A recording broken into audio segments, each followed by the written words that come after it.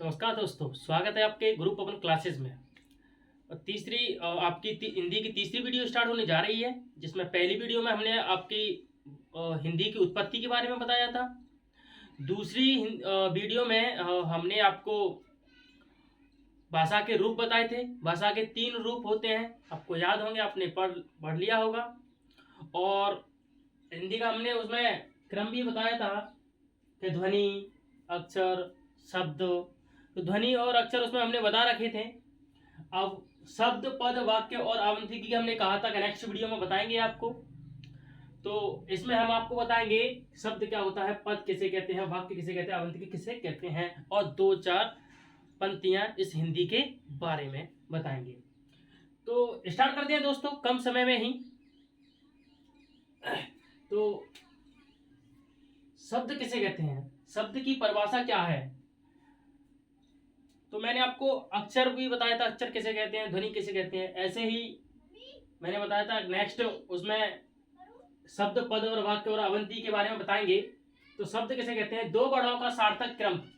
2 वर्णों का सार्थक क्रम जो निश्चित अर्थ दे, जो निश्चित, जिसका कोई ना कोई अर्थ हो, उसे हम शब्द कहते हैं। जी हाँ दोस्तों, क्या कहते हैं, शब्द कहते हैं। 2 वर्णों का सार्थक क्रम जो निश्चित अर्थ दे, जो निश्चित अर्थ दे, इसका मतलब है उसका कोई ना कोई अर्थ हो, उसे हम क्या कहते हैं, शब्द कहते हैं। जैसे कमल, नयन, चमन, मोहन। इसे भाषा की लघुत्तम इकाई भी कहते हैं। इसे भाषा की लघुत्तम इकाई भी कहते हैं। अगर आपसे कोई पूछ ले भाषा की लघुत्तम इकाई किसे कहते हैं, तो शब्दों को कहते हैं। जो सब अक्षरों से मिलकर के शब्द बनता है, वही हमारा क्या होता है, भाषा की लघुत्तम इकाई है।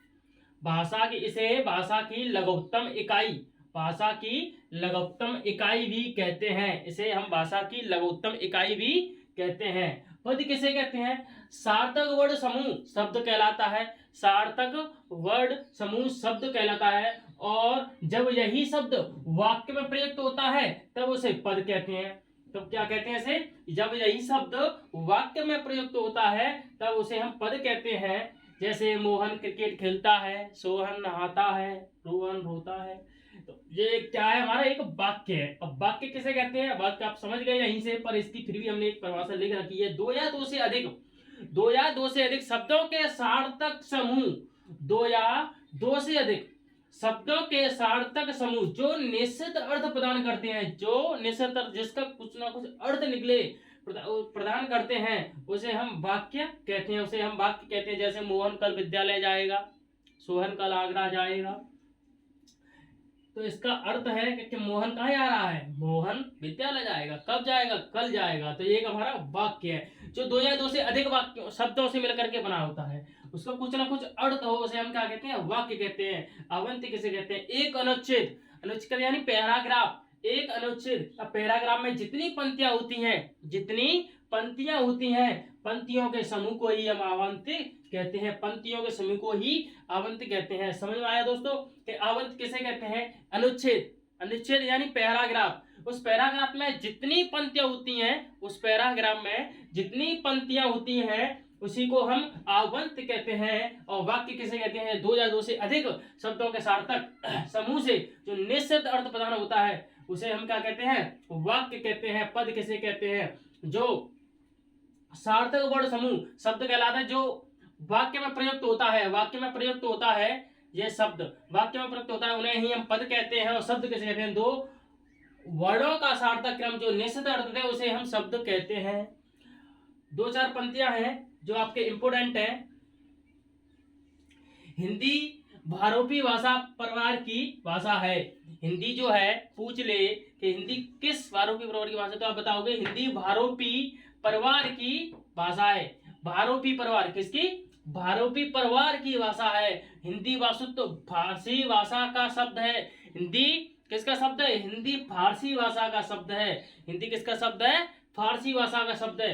हिंदी शब्द का जन्म संस्कृत भाषा के सिंधु शब्द से हुआ है। हिंदी शब्द का जन्म कहां से हुआ है, किससे हुआ है, तो आप बता सकते हो कि हिंदी शब्द का जन्म संस्कृत भाषा के सिंधु शब्द से हुआ है। संस्कृत भाषा के सिंधु शब्द से हुआ है। क्या हुआ है, हिंदी का जन्म। इसका पहला प्रयोग ईरान के निवासी यानी ईरानियों द्वारा किया गया था। इसका पहला प्रयोग कब किया गया था? ईरान के निवासी यानी ईरानियों ही द्वारा किया गया था इसका पहला प्रयोग। इसकी मूल उत्पत्ति सौर श्रेणी अपभ्रंश से मानी जाती है। इसकी मूल उत्पत्ति सौर श्रेणी अपभ्रंश से मानी जाती है।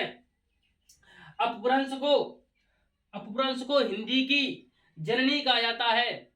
अपभ्रंश को हिंदी की जननी कहा जाता है। जी हाँ, तो हम आपको अपभ्रंश भी कराएंगे, एक आपको पूरा स्ट्रक्चर बनाएंगे बढ़िया तरीके से, जिसमें आपको कोई दिक्कत ना हो, कोई तकलीफ ना हो। 1 मिनट में याद कर लोगे सभी स्वरध्वनियों को, हिंदी किस किस से बनी है, कहाँ से बनी है, वो सभी अपभ्रंश भी कराएंगे हम। और तो दोस्तों मुझे लगता है कि थोड़ा बहुत आपकी समझ में आया होगा। 4 पंक्तियां मैंने इस हिंदी के बारे में जो फैक्ट आपको बता दिए गए हैं। हिंदी आरोपी परिवार की भाषा है। हिंदी वास्तविक तो जो है फारसी भाषा का शब्द है। हिंदी शब्द का जन्म संस्कृत भाषा सिंधु शब्द से माना जाता है। इसका पहला प्रयोग ईरान के निवासी यानी ईरानियों द्वारा किया गया था। इसकी मूल उत्पत्ति सौर श्रेणी अपभ्रंश से मानी जाती है। अपभ्रंश को हिंदी की जननी कहा जाता है। अगर कोई ऐसे भी पूछ लिया जाता है कि हिंदी की जननी किसे कहा जाता है, आप कहोगे अपभ्रंश को। जी हाँ दोस्तों, धन्यवाद दोस्तों, नमस्कार, थैंक्स फॉर वॉचिंग। मिलते हैं अगली वीडियो में।